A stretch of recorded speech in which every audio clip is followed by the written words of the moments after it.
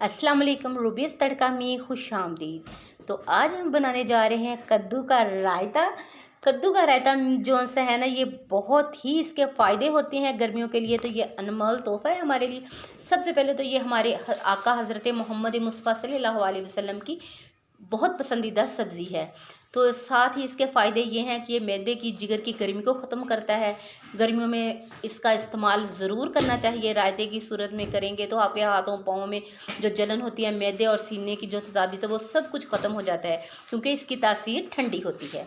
सबसे पहले medium size का कद्दू ले रही हूँ। बस इसको ऊपर से छील लिया है, नमक डाल के इसको बॉयल किया। जब पानी खुश्क हो गया तो देखें, इस तरह अपने मैशर की मदद से मैश कर लेना है। आप कुंडी का इस्तेमाल भी कर सकती हैं, बस उसके साथ भी आप मैश कर लें। बस इस तरह हमारा कद्दू मैश हो चुका है। बस इसको रखते हैं साइड पे। तो साथ ही एक प्यारी सी मिट्टी की हांडी लेते हैं। इसके अंदर 1 kg मैंने दही लिया, जिसमें ज़ीरा, काली मिर्च और नमक का इस्तेमाल कर रही हूँ, और साथ में 1 चम्मच भर के हरी मिर्च का इस्तेमाल करूँ। बस इन सब चीज़ों को फेंट लेना है।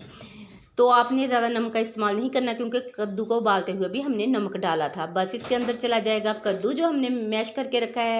एक बड़े साइज़ का टमाटर जिसके बीज निकाल दिए थे उसको डालेंगे। साथ में एक बड़े साइज़ का प्याज जिसको नमक लगा के मैंने अच्छे से ठंडे पानी के साथ इसको वॉश किया है। बस इन सब चीज़ों को मिक्स करेंगे। देखें, दोपहर में आप कद्दू का रायता लाजमी बनाया करें। जो भी सब्ज़ी बनाते हैं उसके साथ आप कद्दू का रायता ज़रूर बनाएं।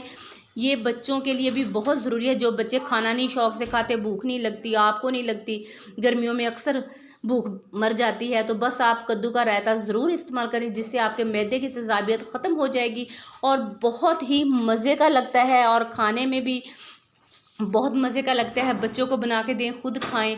दोपहर के खाने में लाजमी इसका इस्तेमाल करें। नेक्स्ट रेसिपी के साथ मिलूँगी।